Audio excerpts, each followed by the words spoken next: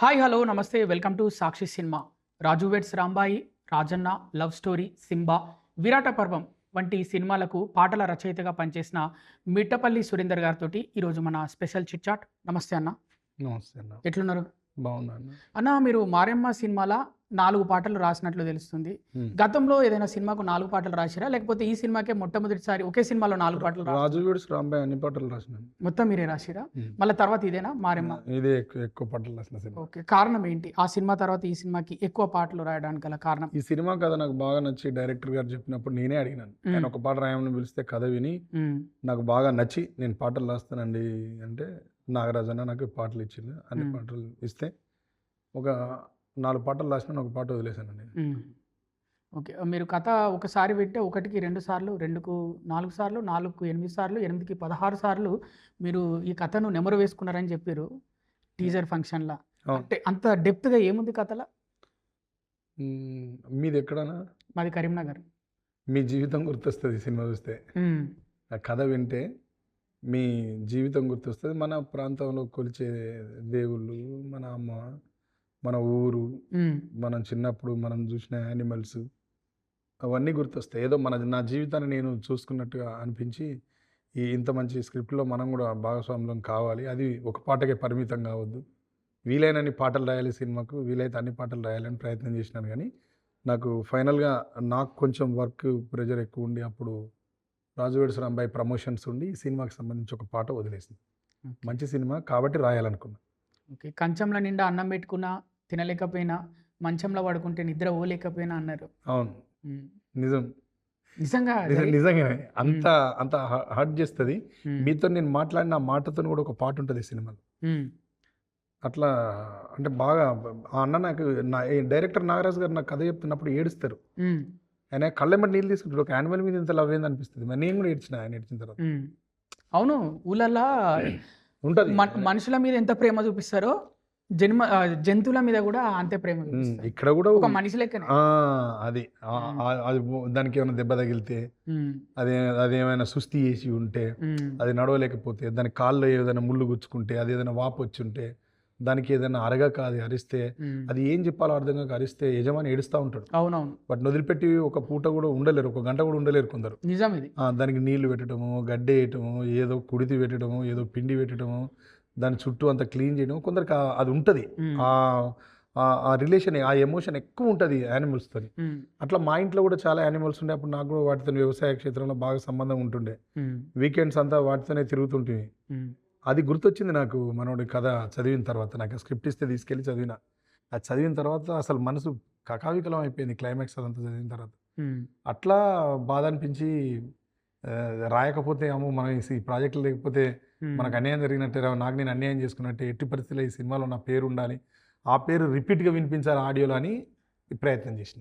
Okay, director Nagaraju గారు మీకు ముందే తెలుసా, లేకపోతే ఈ సినిమా ఫిలింతోనే పరిచయం నాకు? నాగరాజు గారికి నేను తెలుసు కానీ నాగరాజు గారు నాకు తెలియదు. నాగరాజు గారు నన్ను ఒక చోట వర్క్ చేస్తున్నప్పుడు చూసిండట. నాకు నాగరాజు గారు ఈ సినిమాతోనే పరిచయం. ఆయన కాల్ చేసి పిలిస్తేనే వచ్చిన నేను. మీరు నన్ను అడిగిర్రు నీది ఎక్కడ తమ్ముడు అని, నాది కరీంనగర్ అని చెప్పిన. మరి మీది ఎక్కడన్నా? వరంగల్. ఓకే, వరంగల్ ఎక్కడ? భూపాలపల్లి తమ్ముడు. భూపాలపల్లిలో టేకుమట్ల మండలం వెల్లంపల్లి మా ఊరు దాటితే మీ కరీంనగర్ సరిహద్దు స్టార్ట్ అవుతుంది. నేను ఒక రకంగా జమ్మికుంటలనే పెరిగినట్లు లెక్క. జమ్మికుంటే అసలు పాటల రచయితగా మారడానికి గల కారణం ఏంటి? అంటే మొదటిసారి మీకు ఎలా ఈ స్ఫూర్తి వచ్చింది? నన్ను నేను దేంట్లో ప్రూవ్ చేసుకోగలను, నా లోపల ఏముంది, నేను ఏ రంగంలో పైకి వస్తా, నా దగ్గర ఉన్న విద్వత్ ఏంది. మనిషి బతకాలంటే ఏదో ఒకటి ఉండాలి కదా. మీరు జర్నలిస్ట్ అయితే అనుకొని వచ్చినారు, చేస్తున్నారు, యాంకర్ అయితే అని చేస్తున్నారు. మిమ్మల్ని మీరు చెక్ చేసుకున్నారు కదా. అవును, చేసుకుని కరీంనగర్ నుంచి ఇక్కడికి అందుకు వచ్చారు. నేను కూడా అట్లా మా ఊర్లో ఉన్నప్పుడు ఏం పని చేస్తాను చెక్ చేస్తే పాటలు పాడగలుగుతా, రాయగలుగుతా అనేది నాకు అనిపించింది. ప్రయత్నం చేసిన. ఓకే, మొట్టమొదటి ఛాన్స్ ఎప్పుడు వచ్చింది? ఏ మూవీ ద్వారా మీరు? మొట్టమొదటి ఛాన్స్ నాకు ధైర్యం సినిమా అప్పుడు వచ్చింది. అప్పుడు మేము తెలంగాణ వారిలో తేజ డైరెక్టర్ ఇక్కడ పీక్ స్టేజ్ లో ఉన్నాం. ఇక్కడ వరకు ఉన్నాం వర్క్ లో. అప్పుడు వచ్చింది. రాసిన బైపీసీ బద్మాష్ పూరి పాట నేను రాసిందే. ఓహో, ఆ పాట రాసి రిటర్న్ మళ్ళీ నేను బ్యాక్ వెళ్ళిపోయినా. ఎందుకో సోషల్ గా పనిచేద్దాం, తెలంగాణ గురించి వర్క్ చేద్దాం, కేసీఆర్ గారి నుంచి పిలుపు రావడం, పాటలు రాయాలని చెప్పడం, దాని గురించి పనిచేయడం, మనం స్వాతంత్ర్యోద్యమానికి స్వయంగా పనిచేసే అవకాశం దక్కింది నాకు. దాంట్లో సాటిస్ఫాక్షన్ కూడా దొరికింది, తెలంగాణ కూడా వచ్చింది. ఆ 14-15 ఏళ్ళు ఆయన నిలబడి తెలంగాణ ఉద్యమం ప్రజా సంఘాలతో పనిచేసినాం. I'm very satisfied. ఓకే, ఆ తర్వాత మళ్ళీ వచ్చి తిరిగి సినిమా ప్రయత్నాలు మొదలుపెట్టినాం. ఆ 14-15 ఏళ్ళు బైపీసీ బద్మాసిపూరి పాట తర్వాత ఒక సినిమాకి కూడా పాట వచ్చినాయి, రాయలేదు. మధ్యలో ఎప్పుడు రాసిన అంటే మళ్ళీ నాకు ఆర్ నారాయణమూర్తి గారు పూర్వ తెలంగాణ సినిమాలో రాతి బొమ్మల్లో కొలువైన శివుడు పాట పెట్టినప్పుడు వెళ్ళినాను, రాసినాను. ఆ తర్వాత అదే ఆర్ నారాయణమూర్తి గారికి ఆ ఫిలింలో రాసిన తర్వాత నాకు రాజన్న సినిమాలో ఆపర్చునిటీ ఇప్పించారు ఆయన. ఆ అవకాశం తీసుకొని రాజన్న సినిమాలో పాట రాశాను, పాడాను కాళీగజ్జ గల్లుమంటే. దాని తర్వాత నాకు ఒక ఇండిపెండెంట్ ఆల్బమ్ వల్ల సినిమా ఆపర్చునిటీస్ వచ్చింది. అప్పటి నుంచి చిన్నగా స్లోగా సినిమా చేసుకుంటూ వస్తున్నాం. ఇప్పుడు ఇటువైపు రాంబాయి పాట తర్వాత మంచి హిట్ వచ్చింది, లవ్ స్టోరీ తర్వాత మంచి పేరు వచ్చింది. ఇప్పుడు మంచి అవకాశం ఉంది, మారెమ్మతో కూడా చాలా మంచి పేరు వస్తుంది. ఇట్లా ఇటువైపు ప్రొఫైల్ స్లోగా పెంచుకుంటూ వెళ్తున్నాం, అవకాశాలు వస్తున్నాయి, రాస్తున్నాం. ఓకే. మీరు తెలంగాణ నేపథ్యం ఉన్న పాటలే రాస్తారా? అంటే ఇప్పుడు రాయలసీమ, ఇప్పుడు ఆంధ్ర ఆపర్చునిటీ వస్తే ఇప్పుడు నీ చిత్రం చూసి అనే పాట, ఏ పాట? మంచి ఫీల్ గుడ్ సాంగ్. వాడు నడిపే బండి రాయల్ ఎన్ఫీల్డ్ ఏ ప్రాంతానికి చెందిన పాట? తెలంగాణ ప్రాంతం, అంటే ఉస్మానియా యూనివర్సిటీలో. నో, తెలుగు పాటలు అవి. తెలుగు పాటలు. నేను రాసిన బతుకమ్మ పాటల్లో కూడా కొంత తెలుగే ఉంటుంది. ఏ మాండలికమైనా మన దాకా ఏదొచ్చినా చేసి ఇవ్వగలం బ్రదర్. ఇప్పటి వరకు ఎన్ని ఆల్బమ్ పాటలు రాస్తారు? చాలా ఉంటాయని ఎప్పుడు కౌంట్ చేయలేదు. నడుస్తుంది బండి, నడిపిస్తున్నాం, లెక్క పెట్టలేదు ఎప్పుడు. సినిమాలు ఎన్ని? సినిమాలు అంటే ఒక 50 పాటలు రాసి ఉన్నామండి. విరాట పర్వం, ఇది సింబా ప్లస్ బిక్కురా తోడని, ఇది మారెమ్మ, రాజన్న, కొన్ని సినిమాలు ఉన్నాయి సార్, నాకు కొన్ని గుర్తుకు లేవు. మీ మనసుకు నచ్చిన ఒక పాట అయితే ఉంటుంది కదా, ఎన్ని రాసినా కూడా, అంటే అది మీకు బాగా సాటిస్ఫాక్షన్, సంతృప్తి ఇచ్చిన పాట ఏదో ఒకటి అయితే ఉంటుంది కదా, అది ఇంకా అట్లాంటి పాటలు ఏం రాలేదు. ఇంకా రాలే మీ కలం నుంచి? ఇంకా నేను బాగా రాయాలి, రాసేదంటే రావాలని కోరుకోండి మీరు కూడా నా తరఫున ప్లీజ్.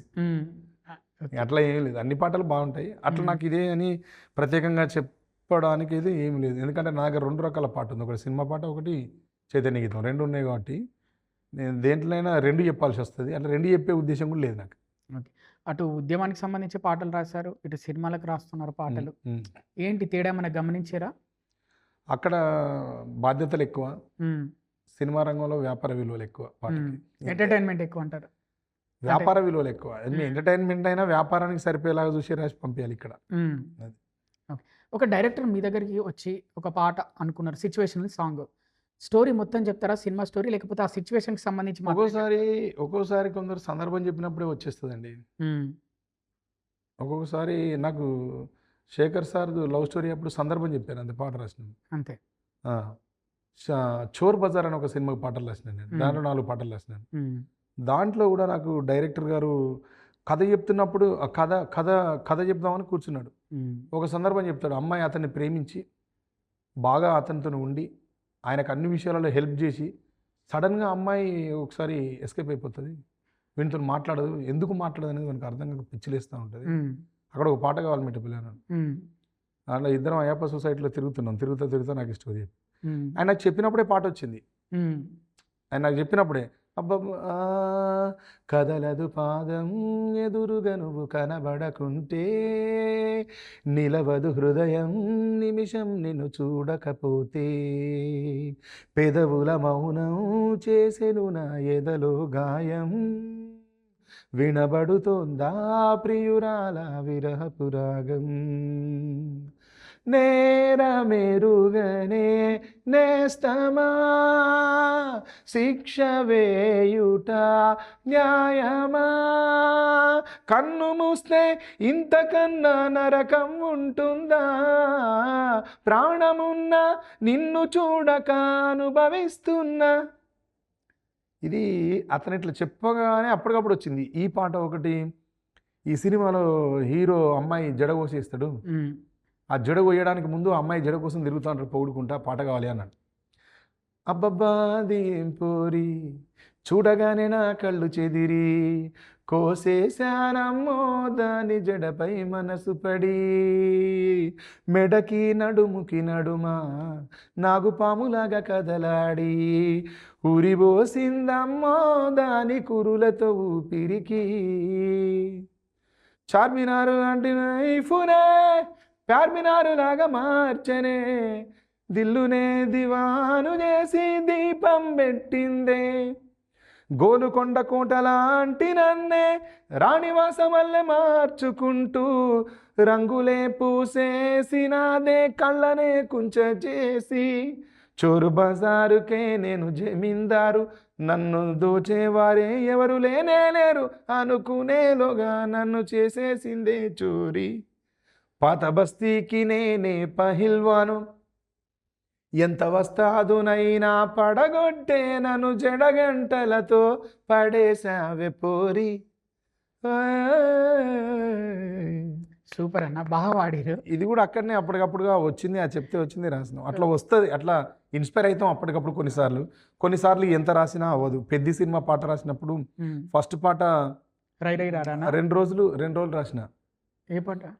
పెద్దిలో అలసిపోవద్దురా పెద్ది గెలుపును వై తిరిగి రావాలి పొద్దులెన్ని పోని హద్దులెన్ని రాని అడుగు ముందుకే వేరా ఏ తీరాలైనా తల వంచయ చిన్ని పాదాల కల ముందర ఈ మన్నులోని ప్రాణం నా రోజుకై తరాలెన్నో వేచిందిరా ఈ కొండ కోనల బలమిస్త నీకు నిలబడిను పోరాడరా విజయం మనదౌనురా మిణుగురు నవ్వుతాను చీకటి దారులలో వెలుతురు నింపాలి రేపటి ఆశలలో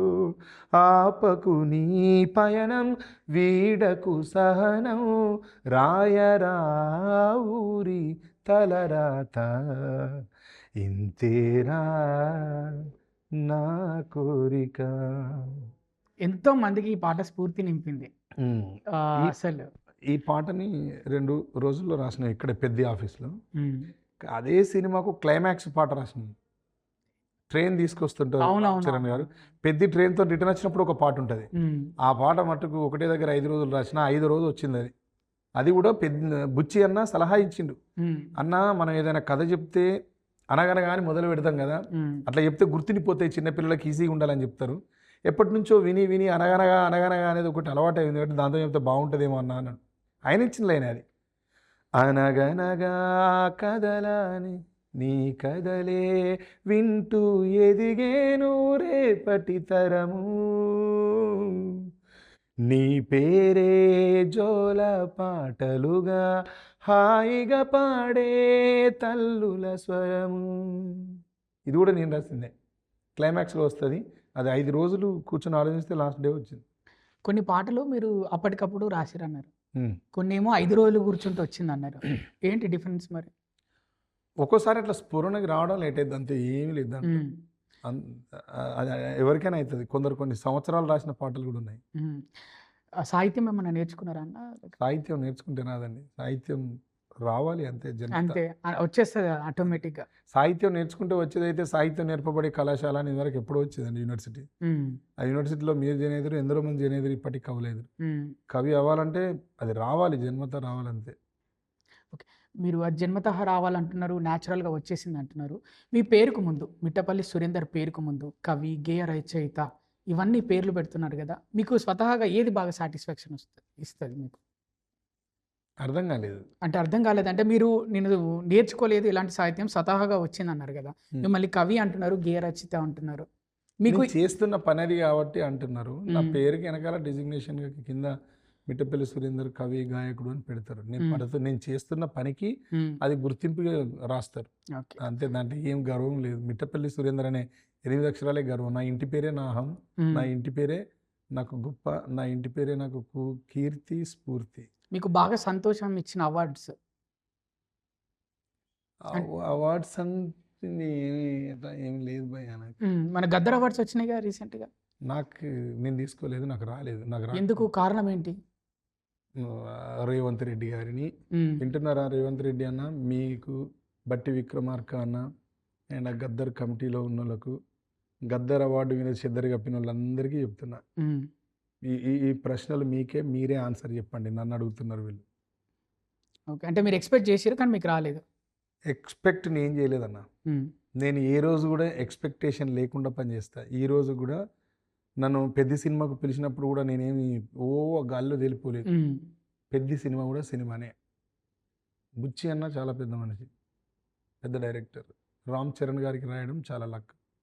అవి భావించినాను కానీ నాకు ఇక్కడ ఇది రాస్తే ఇప్పుడు అవార్డు వస్తుంది, పేరు వస్తుంది, ఇప్పుడు ఈ పాట ఇంత ప్రజాదరణ ఉంది అట్లా అనుకుంటే అమ్మ పాటకు 100 అవార్డులు రావాలి. అమ్మ పాట జోలపాట సాంగ్ దానికి కూడా రాలేదు కదా.